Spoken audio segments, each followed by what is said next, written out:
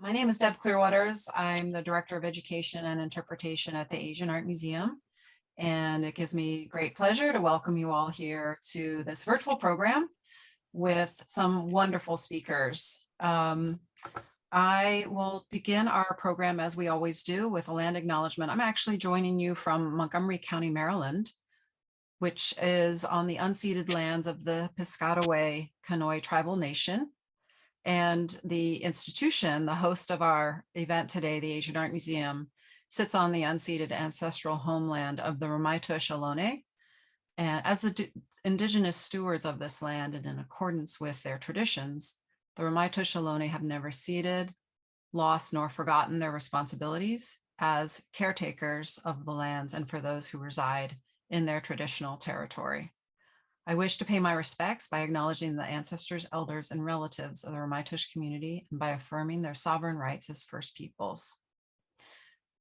Today we have a wonderful kind of keynote speaker, Margo Machida, and Tricia Lagasso-Goldberg will be providing an introduction to her, but we also are joined by the co-curators of the Carlos Villa Worlds in Collision exhibition, Mark Dean Johnson, Professor of Art at the San Francisco State University, and Tricia Lagasso-Goldberg, who is, yes, of many organizations, which I'll put in the chat. Sorry, I'm getting stumbled on my, my text here. And Abby Chen, the head of contemporary art and senior associate curator at the Asian Art Museum. Tricia, take it away. Thanks, Deb. Thanks so much. As Deb mentioned, I'm Tricia Lagasso-Goldberg, co-curator of the Carlos Villa Worlds in Collision exhibition. It's bittersweet to be here today as we are near the end of this incredible exhibition run. With glowing reviews from the New York Times, the LA Times, W Magazine, Artform, and other publications, we're really humbled. We're really humbled to have such overwhelming response from the media and very warm feedback from the community. Although in some ways we are not surprised, Carlos's work, career, and life are certainly worth every moment of consideration and praise. Closing day is October 24th, so you have exactly 2 days left to see this exhibition if you haven't already. Or if you want a second view, last view of these stunning works in person, make sure to get over to the Asian Art Museum in the next couple days. While I have the floor, I would like to offer deep bows of appreciation to the Asian Art Museum for their support of the Carlos Villa Worlds in Collision exhibition. A special shout out to Deb Clearwaters, Director of Education and Interpretation, and Abby Chen, Head of Contemporary Art, for their tireless work to help bring Carlos's story to life and to all of you. Now, it is my distinct honor and privilege to introduce our speaker today, Margo Machida. Fierce, clear-eyed, visionary, and radical. These are just a few terms that come to mind when thinking about Margo. On a personal level, I'm proud to call her friend, ally, and mentor. Margo and I were both born and raised in Hawaii, albeit with a few years in between, and both moved to the continent in search of education and opportunities beyond our home shores. There's a lot that could be said here about shared positionality with regard to place and relationship to empire and colonialism. But now, suffice to say that I have greatly benefited from and am eternally thankful for the groundbreaking work that she's accomplished as a scholar, curator, and cultural critic. Margo is Professor Emerita of Art History and Asian American Studies at the University of Connecticut. She has lectured and published widely and served as curatorial advisor for the 2017 Honolulu Biennial. Her book, Unsettled Visions, Contemporary Asian American Artists and the Social Imaginary, received the Cultural Studies Book Award from the Association for Asian American Studies. Margo received the 2021 College Art Association Excellence in Diversity Award and is one of the co-founders of GODZILLA Asian American Art Network, an arts advocacy organization for Asian American artists that was active between 1990 and 2001. Godzilla had an enormous impact on me as an emerging artist and activist. It was the first time that I ever saw Asian American artists claiming space, making demands of institutions, and insisting that their voices be heard in the often duplicitous and certainly white-dominated realm of contemporary visual art. That was true in the 90s, and I believe still true today. Through these decades, Margo has been on the forefront and in the archives, working tirelessly to ensure that Asian American artists like Carlos Villa are not only recorded in the annals of history, but acknowledged for their significant contributions, and most importantly, remembered. It is with that, please help me to welcome Margo Machida. All right. Hello, everyone. I would like to thank the Asian Art Museum for inviting me to participate in celebrating the remarkable legacy of Carlos Villa as an artist, an educator, and a visionary cultural activist. This landmark exhibition, Carlos Villa, Worlds in Collision, provides a historic opportunity to advance fresh critical understandings of Villa's extensive creative production. My remarks focus on work in which Villa increasingly engaged with his Filipino heritage, beginning in the 70s. Now, while Carlos is probably best known today as a vocal proponent of multiculturalism, he also embraced an expansive third worldist perspective that linked domestic communities of color to their non-Western counterparts around the world. The global reach of his interests and his transnational approach to art making developed against the Cold War backdrop of post-colonial independence struggles in Africa, Asia, and the Caribbean, the escalating US war in Vietnam, and the momentous rise of the civil rights, identity-based, and counterculture movements of the 60s and 70s. Significantly, Villa's open-ended and inclusive worldview anticipated conceptions of polyculturalism that arose in the 90s, in which the planet's populations and cultures were viewed as historically being more fluid and porous than extant national and ethnic mythologies would allow. Villa's avid pursuit of far-ranging influences via what he termed a, quotes, dialogue with my own universe, aligns with more open-ended contemporary discourses on creolization and relational poetics in Caribbean culture, with border culture, world making, and multicentric globalization. Moreover, unlike some atavistic search for pre-Western authenticity, Villa's affinity for polycultural influences provided a means to symbolically reinvent himself as a Filipino American. Having been born and raised in the US diaspora, Villa's extended quest for alternate wellsprings of culture also allowed for the imaginative recuperation of aspects of a pre-contact ancestral heritage that had remained largely obscured to him. Carlos Villa's work, ranging from painting, sculpture, and installation art to live performance, embodies a syncretic sensibility aimed at creating new forms by sampling and merging art and artifacts from multiple sources, based on a fundamental recognition that his Filipino cultural heritage was complexly hybridized. Viewing the Philippines as a Pacific island nation that emerged from the commingling of indigenous, Asian, and Western peoples over centuries of migration, trade, colonialism, and warfare, Villa felt free to draw upon diverse cultural streams to craft a self-styled creolization of aesthetics. His visits to the collection of traditional art from Oceania, Africa, and the Americas at San Francisco's De Young Museum proved catalytic, as he recognized these objects' affinities to pre-contact Filipino art. Fascinated by their physical presence, their formal qualities, and the spiritual power that they held for their respective cultures, Villa found particular resonance in the practices of other indigenous Pacific and Oceanic peoples from New Guinea, Indonesia, Australia, Aotearoa and the Hawaiian Islands. As Patrick Flores, artistic director of the 2019 Singapore Biennial, where his work was showcased, observed, Via's cultural exploration, quotes, linked California and the Philippines to the vast Pacific life world.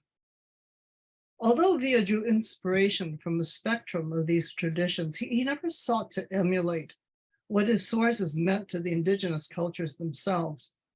Rather, Via focused on making affective connections via the immediacy of the visceral responses that such objects and materials elicited for him.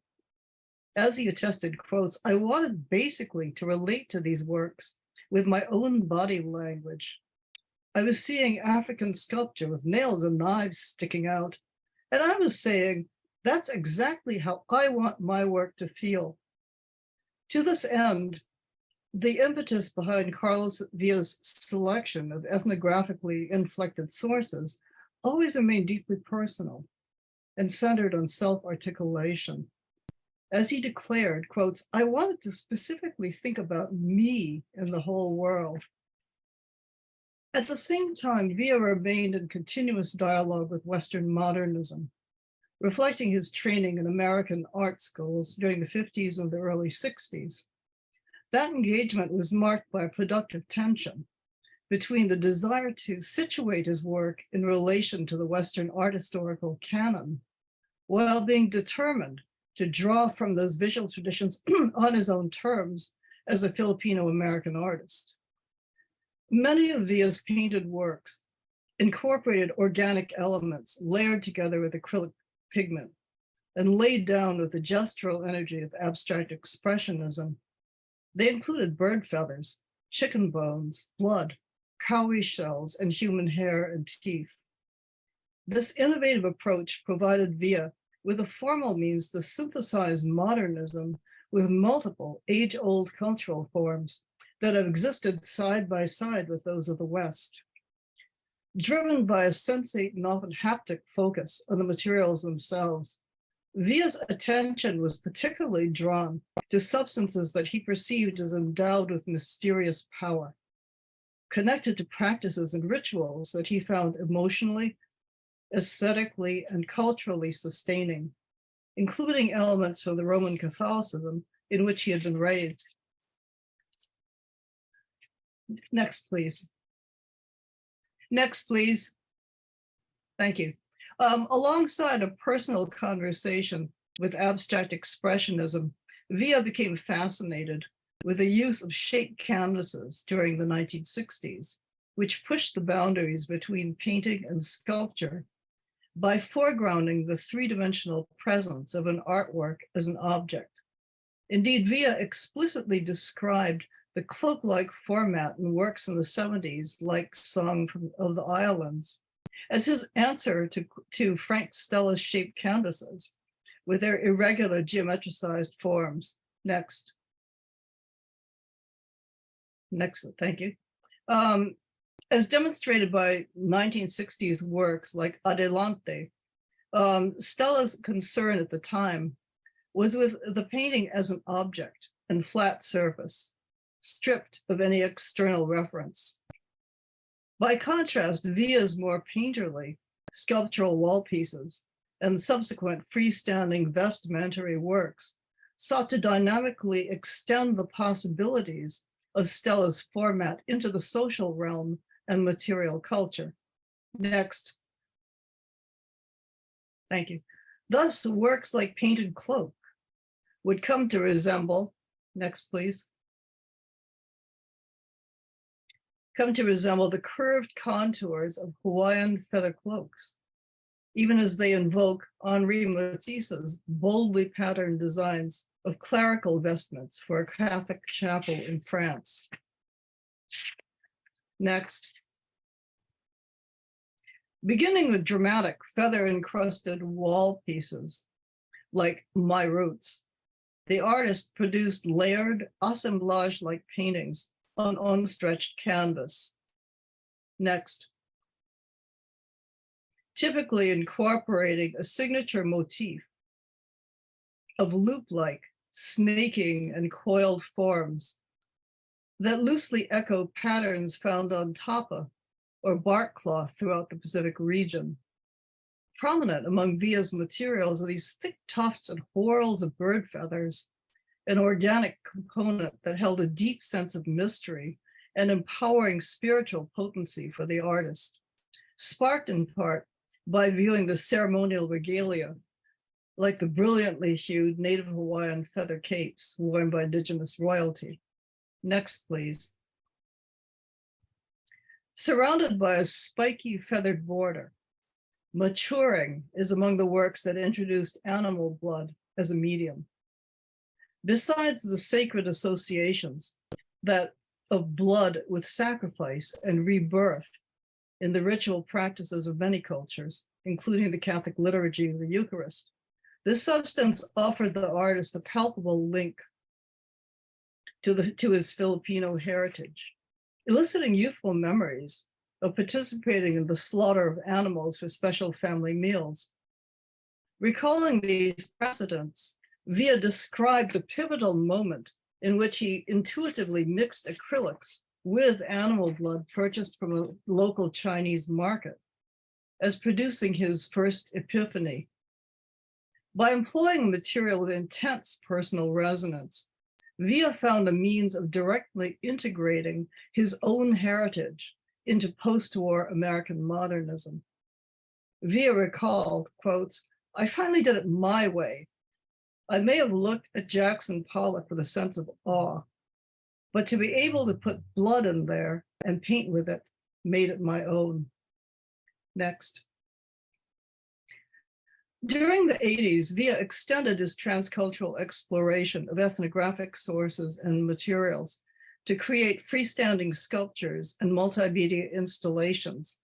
In one instance, Sepik figure for Kate and Manuel, he even repurposed a commercial tourist replica of a wooden ancestor figure from New Guinea, swathing it in multicolored parrot feathers and paper pulp to create a tribute to his mentor and his friend, the late Bay Area artist Manuel Neri and his wife, Kate.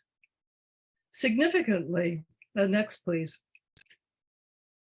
Significantly, this improvisational work was among the pieces chosen for the 1986 traveling show, Other Gods, Containers of Belief.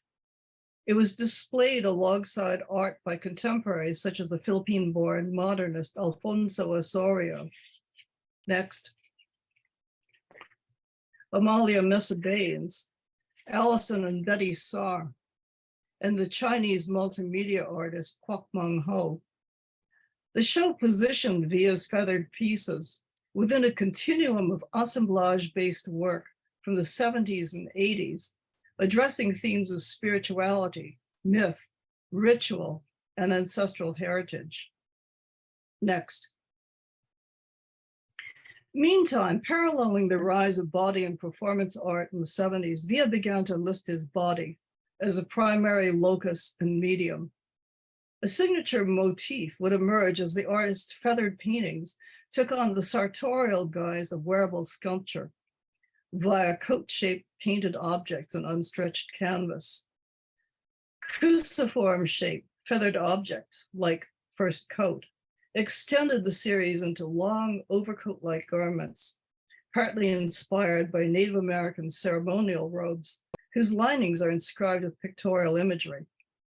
Via often decorated the inner lining of these pieces with coiled designs, and his painted handprints reminiscent of prehistoric cave and rock art in Europe and Oceania. Next.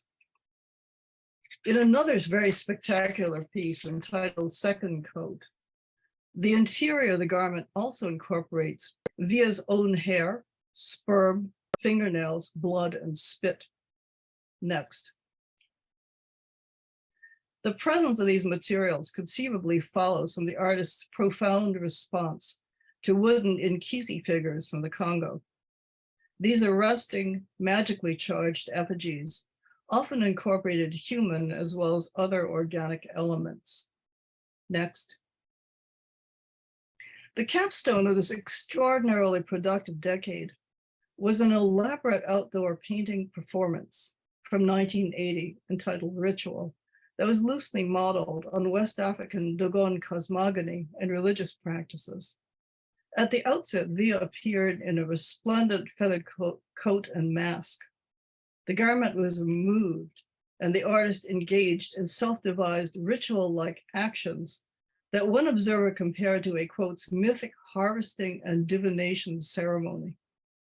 Smeared in wet paint and blood, and repeatedly, next please, prostrating himself to transfer imprints from his nude body to a large canvas. Via's performance can be seen as a self-ceremony, staged to metaphorically mark the process of his rebirth as a Filipino-American artist. Now, by the late 80s, Via began to produce feather-bedecked abstract sculptures that he referred to as beings, built on thin articulated plywood armatures and poised as if running or leaping. These kinetic stick figure-like entities recall the artist's encounter with ethnographic films of African tribal dancers in elaborate costumes. Next. In 1989, Via took part in the third Havana Biennale in Cuba, organized around the theme of tradition and the contemporary in the arts of the third world. Next. For the biennial, Via created the sculpture Somewhere Between Fate and Self-Determination, which centered on a black, 8-foot-tall feathered anthropoid figure mounted on a circular base and seemingly dashing towards the viewer. Participating in the Havana Biennale was revelatory for Via by introducing him to what he termed that other vision of the world as a counterpoint to international Western art world venues like Documenta, held in Germany. Described by the organizers as devoted to third world art, the exhibition provided firsthand exposure to contemporary artists and influences from what is now termed the Global South. Nations in in Latin America, Africa, Asia, the Middle East, Oceania, and their diasporas. As Carlos recounted to me, he felt a keen admiration for the artists he met in Havana, as their work provided a crucial affirmation for him as an artist, leading him to remark that, quotes, "These are the people I really wanted to be with." Next. Interestingly, Via's approach to art making resonates with the orientation of the Biennale project, as conceived by its Cuban curatorial team, who drew upon the historic example of Wilfredo Lam, an artist of mixed Afro-Cuban Chinese heritage. Lam, having spent the 20s through the early 40s in Europe, where he was befriended by figures like Picasso, Braque, Matisse, and Breton, began to delve into his Afro-Cuban heritage after returning to Cuba in 1941. As one Colombian scholar notes, in synthesizing elements of Cubism and Surrealism with Afro-Cuban traditions that included Santeria and Voodoo influences, Lam sought to build his own distinctly syncretic artistic identity, quotes, from inside of the modern project, resulting in a new kind of internationalism within modernism. Next. Now, Via's efforts to seek out influences from a range of non-Western traditions reflected a creative sensibility and depth of feeling that were profoundly shaped by his cultural and experiential ties to the Filipino-American immigrant community in San Francisco, where he was raised during the 30s and 40s.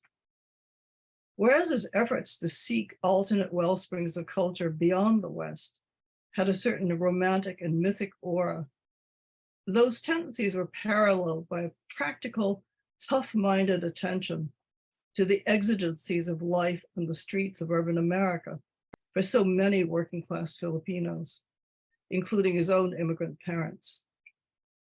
Rooted in his observations of the manifold challenges facing his forebears and establishing a foothold in US society, he envisioned them as migratory nomads following the transoceanic corridor that historically linked the Philippines to California, the Pacific Northwest, and Hawaii.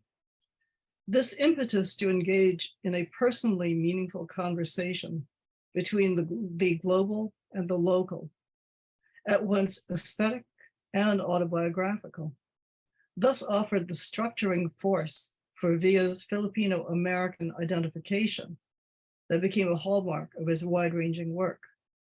Now, by the 90s, elements of Villa's formal vocabulary changed significantly, influenced by the turn in the mid-60s toward conceptualism that characteristically employed devices like mapping, grids, and text. Adapting this idea-centered approach to his art making, Villa began to address the 20th century migration of Filipinos to the US through bodies of work devoted to the lives and the stories of the Manong, the Filipino men who migrated to the West Coast in the 20s and 30s. Citing early memories of growing up among them in the downtown San Francisco neighborhood known as Manila Town, Villa wrote, quote, "These were my father's generation, our close and extended family. These were my uncles." Next, please. In his efforts to visualize his Filipino forebears' peripatetic movements as agricultural and seafood cannery workers, Villa mapped the trans-Pacific and regional routes that they followed, as shifting US demands for labor took them to sites extending from the Philippines to the West Coast and up to Alaska. In a pen on paper sketch from the 1990s, Villa's use of place names delineates the familiar itineraries that these mobile workers followed year after year on a point-to-point circuit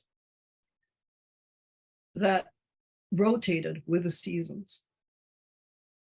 In this image, like other works in the 90s series entitled Uncles, the motif of two interlocking trapezoidal shapes that the artist described as a, quote, schematic for a revolving door, symbolizes the ever-changing federal immigration policies that would open or shut the door to Filipino migration as dictated by prevailing economic and political conditions.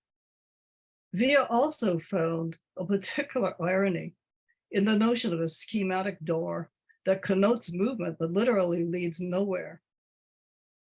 The motif served as a stark metaphor for the conditions confronting many Manongs in America who were lured by dreams of wealth and opportunities for advancement, only to find themselves permanently stuck in dead-end jobs. Next. An actual wooden door was incorporated into the box-like configuration of Where My Uncles Went, a related mixed media work that Villa compared to a coffin. Somberly painted black and enclosed by a shallow frame sporting lettering identifying the routes the migrants took. Here, the revolving door motif is tellingly rendered in masking tape as a readily removable material. Affixed to the wooden door and seemingly suspended in front of it, a fedora embodies the type of headwear Villa most closely associated with the Manong generation, manifesting their continued spectral presence. Next. The subject of the Manong generation's overseas travel that conjoins their homeland to America likewise provided a conduit for Villa to engage in creative exchanges with artists from the Philippines. This included a 2000 collaboration with a renowned Filipino artist and activist, Santiago Bose, during his international artist residence at the Pacific Bridge Gallery in Oakland. Next.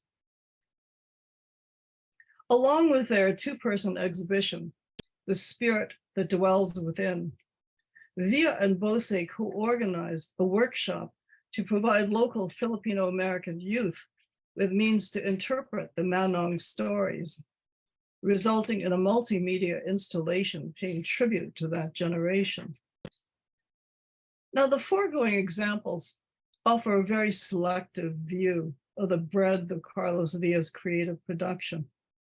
Since opening at Newark Museum in February and subsequently traveling to San Francisco, the show has been met by an impressive outpouring of interest in the national media and the art press. Unsurprisingly, then, attendant questions have arisen about why, outside the Bay Area where he is a prominent figure, Villa's work often remains overlooked in the canons of 20th century American abstraction, body art, installation art, and performance. One critic attributes this in part to Villa's decision to make his identity as an Asian American, quotes, central to the art he created, thereby ostensibly placing his interests outside the mainstream precincts of American art.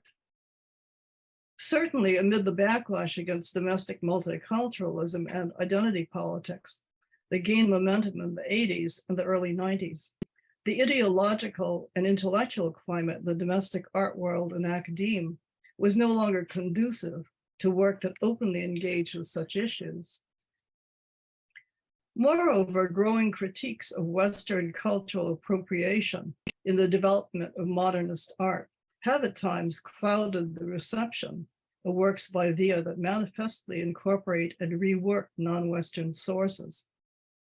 Only a few years after his 1980 public performance of Ritual, next please, the 1984 show Primitivism in 20th Century Art, Affinity of the Tribal and Modern at New York's Museum of Modern Art would become a flashpoint for art world debate. That exhibition, since enshrined as a case study in Western ethnocentrism, colonialism, and souvenirism in its depictions of the other, remains a cautionary tale for generations of art students and scholars alike.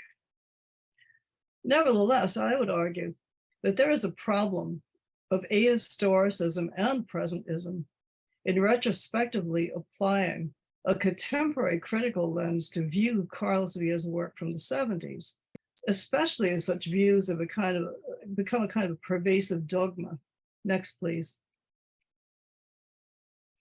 Certainly the rhetorics that Villa used were very much reflective of the time and the social and political conditions in which it was produced. For instance, other sources, an American essay, the historic show that Villa organized for the San Francisco Art Institute in 1976, was broadly framed through connections and solidarities between Third World and American artists. To anachronistically critique Villa's invocations of the language of multiculturalism, personal and collective identity, and his search for cultural roots as a Filipino American, is in fact to deny the historical significance of ideas that were foundational to many artists of color during the 60s and 70s. Well, it is certainly necessary to maintain a healthy skepticism about art world ethics and privilege in relation to indigenous and non-Western cultures. Such assumptions would not necessarily, or should not necessarily, pervade our understanding of artists who are looking for empowering connections with ancestral legacies that had been severed due to enslavement, migration, economic hardship, war, refugee displacement, and statelessness. Next. To the extent that Villa's ideas do not necessarily conform to contemporary critical discourse, his work risks being fixed in a new ideological straitjacket and potentially consigned to yet another kind of memory hole. But this would be doubly ironic at a time when a treasure trove of never before seen work by Villa has surfaced, allowing us to take a fuller measure of his imaginative explorations. That said, I think one of the strongest contributions made by the edited volume accompanying this exhibition is in providing multiple contexts and angles of view in which no single approach or response to Via's work and life predominates. So now, with these issues on the table, I think this could be a good juncture to segue into the curatorial roundtable and to hear Tricia Lagasso-Goldberg, Abby Chen, and Mark Johnson's thoughts about the show. Thank you very much. Well, I think I'm the unofficial referee or something, but I'm thinking that with these issues on the table, I mean, I'm really interested to know what each of your ideas are about the historical significance of this retrospective, as I know there are many, the sort of the implications of the show, and also the role that Asian Art Museum has played in bringing this work forward. So who would like to begin? Tricia, yeah, sure. I'll get it started. Margo, first of all, I want to just say thank you so much for your comments. We've all been waiting to hear from you. I mean, as a major contributor and voice, not just to Asian American art and art history, but to the Carlos Villa Worlds in Collision catalog. So thank you so much for your work, past and ongoing. And we have been talking throughout the exhibition. I was just meeting with Vicky Sung from the Walker Art Center the other day, and she's organizing an important exhibition of Pasita Abaz that's coming up and traveling to SF MoMA in the next couple of years. And we were saying that in the run of an exhibition, you kind of feel like you learn so much from the work being up and engaging with family members and community members and collaborators of the artist, that you kind of feel like you have to do another exhibition after the exhibition. So I feel like this has been such an incredible learning experience for me, for which I'm super grateful.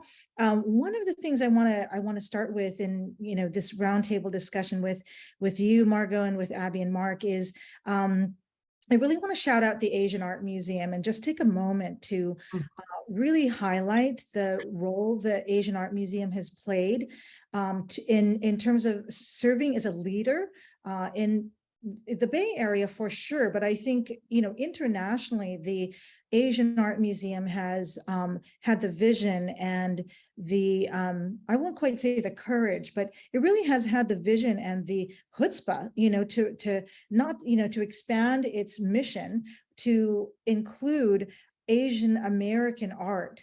This is groundbreaking. It's it's never been seen before in any institution in the U.S. So I want to start there. And for me, the very first exhibition I ever experienced that looked at contemporary Filipino art was organized by the Asian Art Museum. So this is Home and Abroad, 20 contemporary Filipino artists. I don't know if you can see this here, but I saw this in 1998. This is on the occasion of Philippine independence, and since then my eye has really been really been on the institution as one to watch. And so these many years later, with the support and organization of the Carlos Villa exhibition, the Bingo exhibition, the Bernice Bing Interview exhibition that's currently on view, the Chiura Obata selected works exhibition upstairs that's currently on view, Jennifer Wofford's pattern recognition mural on the exterior of the museum, Chanel Miller's I Was, I Am, I Will Be installation, and many others. I really want to take a moment to recognize the Asian Art Museum as a leader in the field of contemporary visual art. So that's one thing I want to say. Mark, I don't know if you or Abby want to chime in here. Maybe I'll say a few things because I was very moved by the last slide that Margo shared.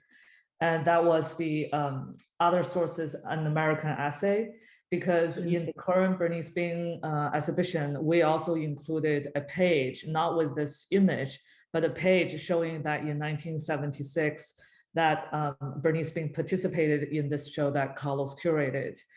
And so I was very touched by that. And then thinking about, what Tricia just mentioned about the role Asian Art Museum is playing and has played in the past. And, how that the institution can reestablish or establish a new relevance by introducing this kind of history that is past due, but then on the other hand, staying with the current, and you know, highlighting the artists not after they passed away, but also the artists that are living now. So yeah, so these are some of the things that immediately that come to my mind. While that, you know, the history is never stale, they're always alive and living.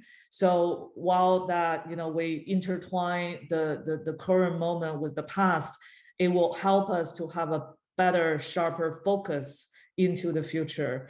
So, so Tricia, thank you for that very generous introduction of the exhibitions that are currently on view, including all the, I would say, young artists, emerging artists, and artists that should be more recognized, like Jennifer and many others. And I just feel like this kind of work energized me, and looking at the exhibition like Carlos, and also listening to what he said in that video that in the exhibition.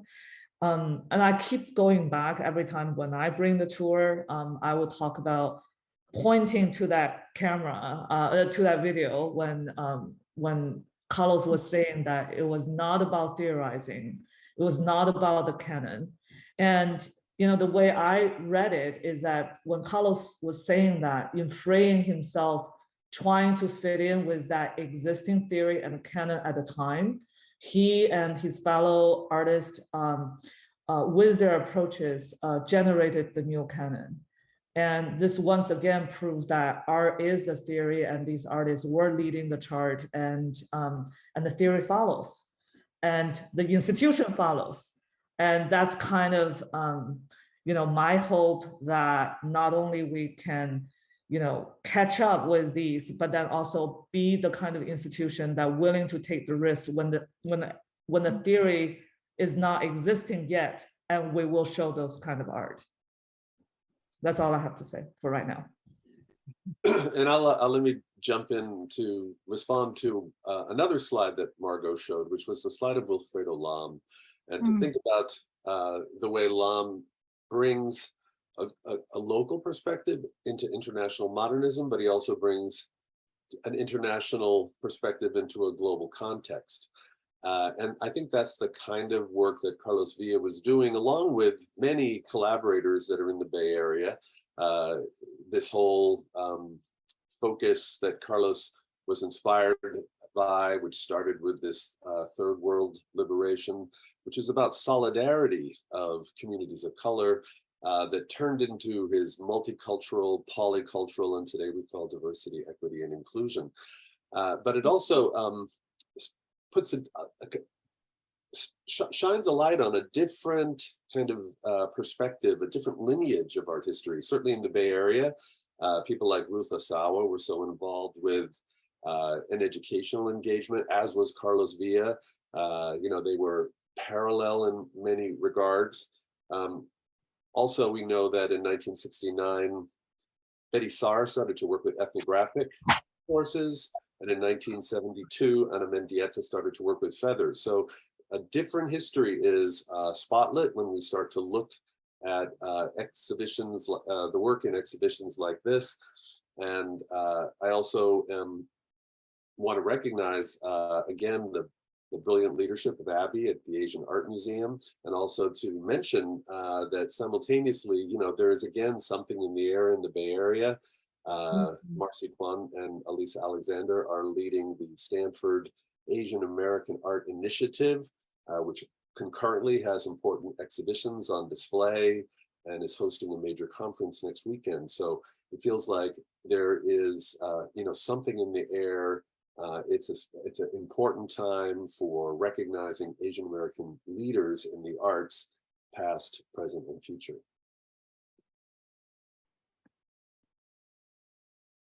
Yeah, I think, Mark, when you were mentioning that last, the importance of that new initiative, I'm wondering, you know, obviously there is something in the air, that the Bay Area is just on fire.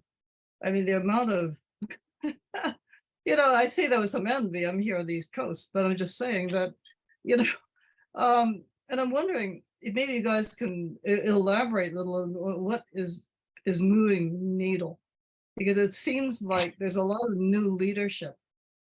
And I would, I think one of you guys had mentioned at some point that, so much of this is a female leadership that, it seems to be taking the helm, and the Stanford Asian American Art Initiative is a good example, but there are many others.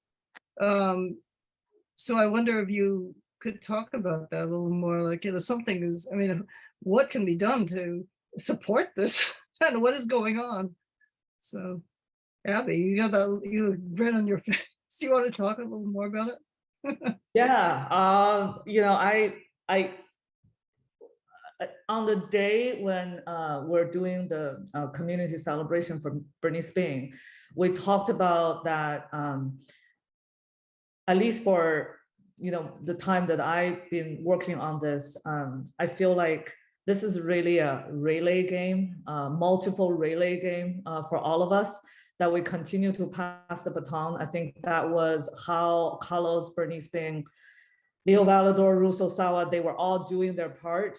Carlos went into higher education, generations of students, Russo Sawa going to our high school, and then Bernice Bing going into community. So I feel like regionally, we are at a new wave of critical mass, while kind of like following the sort of soil that these kind of our pioneer artists have laid. They laid the ground for us. So I feel like it is our time to really take it to another level.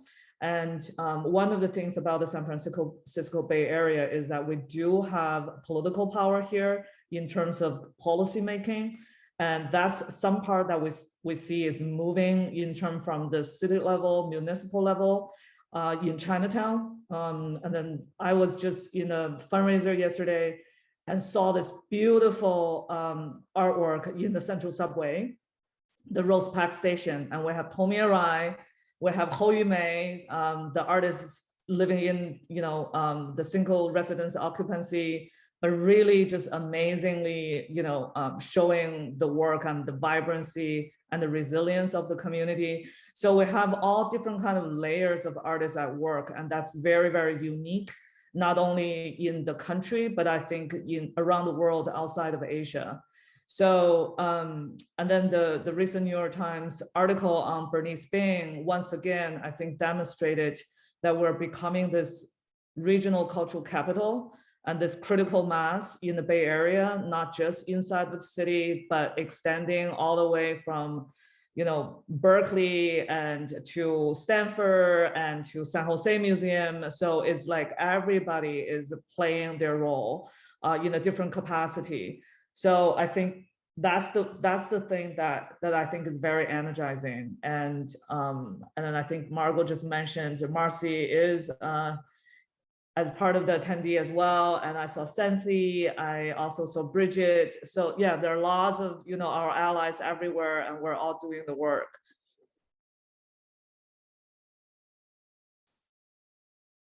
I see you guys grinning.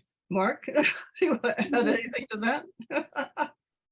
No, but I'm going to say I love the idea of passing the baton, because Carlos himself, used the word city as studio. And so he was someone who spent a lot of his time as a cultural activist. He used the word art activist to describe his practice to such a degree that he had become better known as a teacher and as an organizer than as an artist himself. And I think the importance of the current exhibition is to remind people that his activism really came out of, the whole cloth of his engagement with art and culture, and that he made such important work, and that his work did change dramatically, Margo, as you pointed out, from first being, a funk artist to being then a minimalist, and then this extravagant ethnographic modernist. For a period of about 20 years. And then he moved into this sociological approach, exploring the work of the contribution of his parents' generation. And in a way, I think we are now advancing the work of our parents' generation to try to, keep that legacy burning. Okay. Yeah, I really take your point about the fact that we need to also really look at Carlos's work. That I think one of the amazing contributions of the entire project, around the show, but also all the research, the original research, the archival work, the recuperation of stuff that was scattered, all over the region and all over the country practically, and bringing it together so that, for the first time, people could see this, the evidence of, again, of the breadth of his creative thought, that people have seen bits and pieces, but not together. It's an entire body of work. And I think one of the things I was trying to stress in my talk was also the transnational character of it, and the way in which some of those drawings really actually do become schematics of understanding the way that he saw the migration of his forebears across from the Philippines, across the Pacific to the West Coast, up and down and back and forth, that this becomes a much more kind of holistic schema for thinking about what he was, so the larger conception that drove the work, even though it looks different. I mean, the different bodies, you can kind of consider as different phases, but actually the preoccupations that underlay them are quite similar. And there was a continuity in that, that has to do with like his position as a diasporic Filipino American, and that I think is not, it's finally becoming more apparent because of what this curatorial team was able to bring together, and all the, the folks that contributed to making this possible, because we know that so much of it was recuperated from shopping bags and, as you often tell the story, I mean, up in his old studio, sitting there, unknown for decades, huge bodies of work. So, I mean, the foundational, effort, that this project represents, needs to be acknowledged. I mean, I have nothing but respect and awe for what this has achieved. So I just want to say that to you guys, that I think this is really, speaking of moving the needle, certainly in terms of understanding not just his work, but understanding also some of the larger connections. I mean, this is one of the reasons I brought up Wilfredo Lum. I mean, most people haven't thought about his work in relation to things like that, but I mean, there are so many resonances that we could think about in reframing this. But anyway, let me not go on. I already did my lecture. So do you want to add to this? I do want to add just to say, echoing your comments and your sentiments, Margo, and thinking about network and, it's not an accident, I think, that there are so many Asian American art leaders here in the Bay Area, and who are focusing in part anyway on Asian American art and art history. One of the reasons why I was drawn to the Bay Area is, in the 90s when I first moved here, is because there were so many Filipinos here. I mean, it's like there's some part of me is like a person from Hawaii that wanted to, stand apart, like be different. But I didn't know, I had never lived on the continent before. I didn't know what I was doing or who I was. So I was kind of in a state of becoming, and recognizing that there was family here. So, when my mom and dad would take us on a trip from Hawaii, we did this one coastal, kind of took the train up from LA to the Bay Area, and we stopped in Watsonville where we had family members who were working on a strawberry farm, who were farm workers, right? So I saw myself in, in the kind of labor and history of the Bay Area. And I knew that I could be seen, that this was a place where, there was kind of precedence for Filipinos, and there was a long history of Filipino Americans. Even in my, kind of my mind at the time, I didn't know a ton of history that I do now. And like now I really understand the connection between myself as, this emerging Filipino American artist and seeing myself in Carlos, right? But he wasn't alone. It's like, he was standing shoulder to shoulder with, Amalia Mesa Baines and Moira Roth and Reagan Louie and, these giants, right? Angela Davis, right? Mark Johnson, standing shoulder to shoulder. And I was really drawn to that kind of legacy. So, when I think about Paul Pfeiffer and Mike Arcega, Jennifer Wofford, Eliza Barrios, Rihanna Estrada, the Mail Order Brides, Leanne Ladia, Sherwin Rio, these are artists who were included as part of this exhibition for a reason, right? So we really felt like we have to hold a space for and shine a light on Carlos's legacy, as Mark is saying, as an educator and activist and leader and mentor and mono, so these are all, and I think he kind of represents a generation that raised generations, plural, and not just of Filipino Americans, but of artists who were very kind of, activist minded and who really understood the significance of, working together, of collaboration and community building and solidarity, across cultures, across geographic locations, et cetera, which is one of the reasons why I was so, I think, influenced by the work of GODZILLA, though it was across the continent. From me, being here in the Bay Area at the time, I felt emboldened and like, if they can be seen, then maybe I could be too, right? So I've thought a lot about, can we be what we can't see, right? So because I've been a part of this exhibition, and Mark and I have been doing these tours for second graders, first graders, fifth graders, from Bessie Carmichael to the Cathedral School, I've thought a lot about that, the fact that there are so many really important Asian American leaders historically in the Bay Area. And, it's a deep bow, but it's also it's radical and it's political, right? That there's a space held open, and there continues to be an influx of, new makers and thinkers who are attracted to that energy and want to do work together. So that continues to inspire me today. I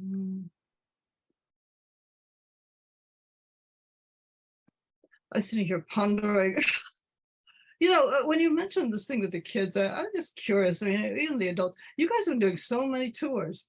I've seen so many, people. I'm curious if there's any particular commentary, any interaction. So something that you kind of it's almost like a kind of a takeaway for you, something that encapsulates and that is memorable to you from any of the commentary, because you've heard so much. It must be hard to sort through, but there's always that's something that just kind of grabs a hold of you. And I'm wondering if there's anything you want to say about that. Is that not being there? I can only just imagine. What even the kids. I'm wondering. Is there any story that you would like to share with us about that? Because I think that Carlos would be, he's probably smiling right now hearing this, but, but. I got one Yeah. the other day. That was a kid with her mom and dad, I think. And then she pointed to Bernice Bing's portrait and said, "Mom, she looks like you." And that was a great moment for me to just, on the side, overheard and witness that this little kid saw somebody look like her mom, and she made that connection, and she see that in the museum. So I thought that was very moving. I think at her age, probably she's gonna remember Bernice Bing's face more than Bernice Bing's artwork. But that is going to stay there for a very long time. And I thought that was very sweet. It's lovely. And we always tell the same story, which is that when Carlos started school, he went to the California School of Fine Arts beginning in 1958. He went to one of his teachers and said, hey, I'm Filipino. Can you tell me where I can learn about Filipino artists, Filipino American artists? And the teacher said, there isn't any. And so now Carlos, through his incredible modeling, through his own research to spotlight artists from earlier generations, we're proud that so many kids, Filipino American kids, kids of other backgrounds can come in and say, oh yeah, I saw this fantastic show of an important Filipino American artist who's central to the cultural history of the San Francisco Bay Area and American art more generally. Yeah, it's hard to choose just one story, but I will say I was so moved by my time with the Cathedral School a couple weeks ago. These are kindergarteners, and I put a question out to them about the very cloak that Mark and I have as our backdrops here. It's called Painted Cloak 1971, Carlos Villa. And I asked them this question, why do you think a Filipino American artist from the Tenderloin would want to make a cloak like this? And their responses, right, are to keep warm, right? Very practical. Also, to look cool and to feel important, right? And I'm like, just check. I was like, I think Carlos would be on board with every single one of those responses.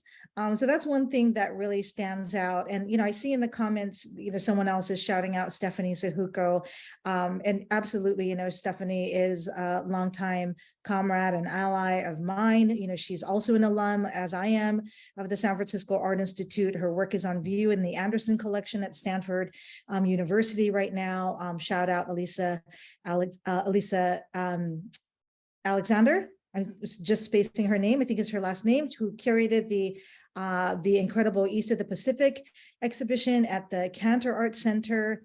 And, on and on. It really is an embarrassment of riches in terms of the Asian American women, I think in particular. I think there are a lot of, femme Asian American curators in the Bay Area. So just shout out to all of my colleagues. And, it's not as if we haven't encountered any misogyny or racism, and it's not easy. We're still working in predominantly white spaces. I do want to say that loud and clear. And it's a continual slog. It's not easy work. And I'm thankful to have colleagues like you to help hold a space and really, be dedicated to working together. So yeah, that's my soapbox. I think we're almost out of time. Well, maybe this is where I'll add in just one thing. Even though I wasn't there for any of this, I was recently corresponding with one of the young artists who was part of the workshop that Santiago and Carlos did. And he said that experience really changed his life. But he said something that was very, very moving to me, is he said that Carlos had a gift for being able to listen deeply. And it was that experience of being listened to in that fashion, and respected. That was something that was just really actually a life changer for this artist. And I thought that was the listening deeply part. I think is something that for anybody who knew him, that was like a very special gift to actually experience. And so I just want to just throw that in there, and I really appreciated that artist telling me that. So are we out of time, Deb? It looks like we are. Actually wanted to chime in with a story, your question about some of the engagements, and I have a sort of, I wasn't in all of the tours, but I helped out with several of these engagements with students. And, this exhibition has been an incredible opportunity to sort of solidify relationships that we had that were sort of tenuous or maybe not that active, and also create new partnerships. And one of the artists that was included in the exhibition, Leon Ladia, introduced us to teachers at Galing Bata, and really, kind of advocated for a kind of profound repeat partnership with students and teachers there. And that led to all kinds of wonderful things that we hadn't really planned when we first decided to do Carlos Villa. So, working with living artists, programming that we did with the TNT tricycle, those kinds of engagements were incredibly exciting and powerful. And I hope that, we'll continue to partner with Galing Bata. One of the teachers, Ate Shari Sarinas, we hired her to do the audio recording for the descriptive audio tour. So we're really branching out from these connections to kind of continue collaboration. And I think that's all what, very much what Carlos was about and was trying to see happen more. I'm in monitoring the chat. There's certainly there's an interesting idea. I don't know if you all want to pick up this question as maybe a final thought. Marcy suggests PST LA Asian America, extending the PST initiative up the coast. Wanted to throw that out there as an idea. And let's see. Yeah. And there's also Eliza's thanking Margo for giving the brides our first gig as a collaboration. Thanks from Eliza. Sweet. Yeah. So any thoughts about a PST up the coast for Asian American art? Pacific Standard Time, I think, is what she's referencing. Yeah. There are so many great ideas that are on the table right now because of all the energy in the community. That's a fantastic one. I look forward to working on some grant proposals, and so we can hopefully get some financial support to make them happen. That sounds awesome.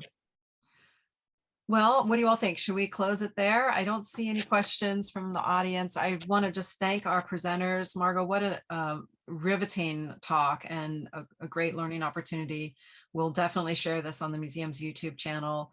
Thank you to Trisha and Mark for all you brought to the Asian Art Museum. It's been wonderful working with you. And as was mentioned, you always said yes every time we asked you to come and lead a tour. And Abby, thank you so much for your work to elevate and raise up the Asian American art programming at the Asian Art Museum. So great discussion. Thank you all, and I hope everyone has a great weekend. Thank you. Thanks so much, Thank you, Deb. everyone. Thank you very much, Deb. Thank you.